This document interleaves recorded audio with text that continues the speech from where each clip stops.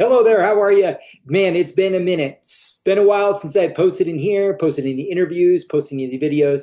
But I just want to touch base with you on something that I've absolutely been dedicating so much time to because I want to show up in the best version of myself. Not too long ago, and I've shared with you before, I left my corporate job, corporate environment, corporate training about a month, a little over a month and a half ago at the end of April. And since then, I've focused more on my clients, organizations, teams, people I'm working with. But one of the things that I didn't really do very well in transitioning out is I wanted to be super clear on what I did and how I did it. In that environment, I'm put in a job. It's pretty much already created, right? In terms of when people come in, we're training for this, we're doing this is what they're hired for. And so everything's kind of built. And I'm just teaching them how to do that in their strengths, or I'm teaching them how to do that because it's part of the job role. But outside of that, when as entrepreneurs, myself as an entrepreneur, working with other entrepreneurs, there has to be some structure that's created to better guide anyone. Doesn't matter what industry you're in, doesn't matter what business you're in, doesn't matter if you're in entrepreneurship, doesn't matter if you work for a corporate environment. What can I do and how can I help you master your engagement? That's what I did. I was an engagement retention specialist. So how do I take what I learned there and really create a process, an evergreen process that's going to work for everyone to raise the level of engagement and produce more and engage more and be more productive in the thing that they find value in, the thing that they love. And that's what I've been really spending so much time mastering. As I'm doing these interviews and connecting with people, I'm like, oh, how do I ask the questions so I can get the information in what's working for them? Because if you look across the board, there's a lot of similarities. It's not too complicated. So when we can boil it down into things that anyone can do to be more productive, to be more engaged, what can those specific things so that we can choose into them? And that's what I've been really working on is what does that process look like so I can get very clear on it. I have absolutely loved working with Melinda. Melinda is so good at this. It's why she created, right, anchoring your strengths, utilizing oils, understanding NLP, understanding these processes and how these things work in the brain, and then taking oils and amplifying, right? Turning it on its head, making it absolutely incredible. So I've wanted to do that very same thing to get very clear on what I do and how I do it. What I do and how I do it. So I'm excited to bring a couple different things to you to really demonstrate and be more clear on what that looks like for me moving forward so I can add more value to this group and any organization that I work inside of. So let's start off, number one, with the problem that I'm solving, all right? Over 50% of Americans in 2025, now this was a study that was taken, this is a poll that Gallup did in January 2025. They wrote an article on it. And what they were able to identify that over 50% of Americans were actively looking for a new job or would jump to a new opportunity if the right one came about. And I thought this was so amazing because even in the own industry I was in, we saw this, no doubt about it. We saw much higher numbers than 50%.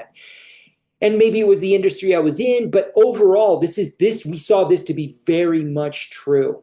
Now, when we boil it down and really can identify why, the real question is why. It wasn't necessarily just based on money or proximity, but why were these things happening? Why do people want out? And what, more importantly, what are they looking for? So let's identify the problem.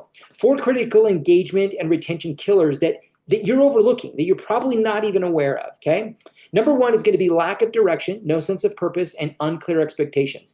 That's whether if it's you in your role, you as an entrepreneur, or you trying to encourage someone or working with someone, that's a big one. There's, right, what do I do? How do I do it?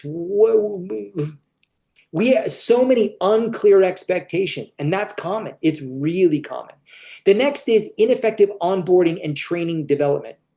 We saw this in the organization, or more importantly, the industry I was in. And I worked for 2 different companies, the top 2 companies within that industry, and both of them were along this. If we couldn't get someone to finish the training process, finish the training program or onboarding system, it was a guarantee we were going to lose them.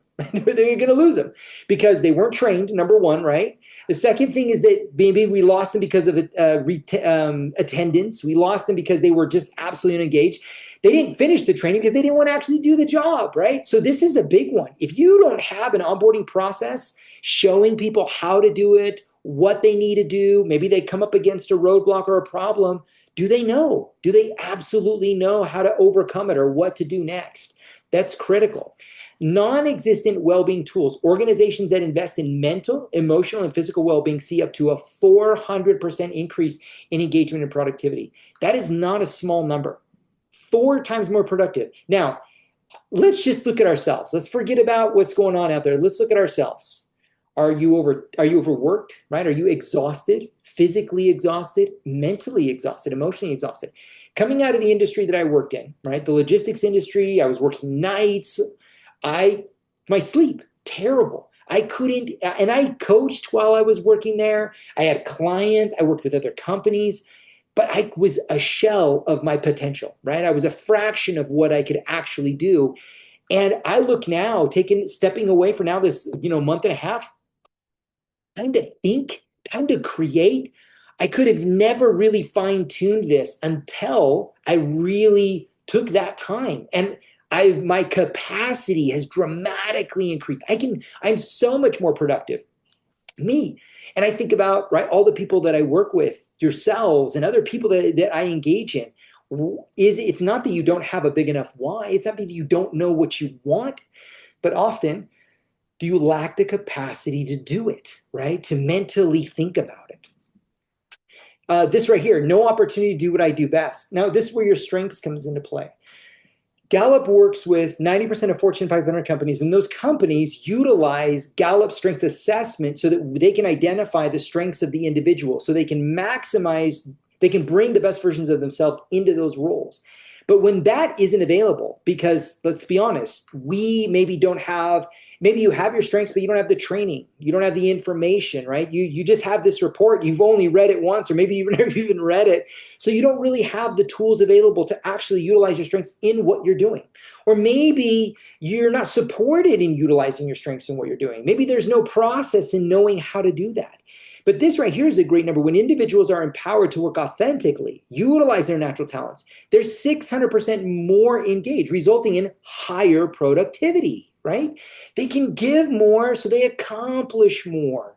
So identifying these 4 killers, right, that people that we're just overlooking, they're not complicated. They're really right in front of us. But maybe we complicate them because we don't know how to name them, right? We don't know how to put something to them. Now, this is a solution that I've come up with so that we identify clearly. We're going to come up with a solution to identify what this problem or fix the problem that we have here, okay? And I call it Empower. 4 foundational facets to mastering engagement. Now, number 1 is we need to start off with a mission clarity, okay? We need to empower ourselves, right? And we need to become very clear on what we do and how we do it. That's identifying the role, identifying the expectations, and identifying the pitfalls. Why are people failing? Why am I failing? What's going on? What are the expectations? What am I actually supposed to do on a daily basis? Next is the process and the tools, onboarding and training. When you come on, do you know what to do? Are you taken through that? And are you taking other people through that onboarding and that training? Well-being and emotional, we cannot overlook this.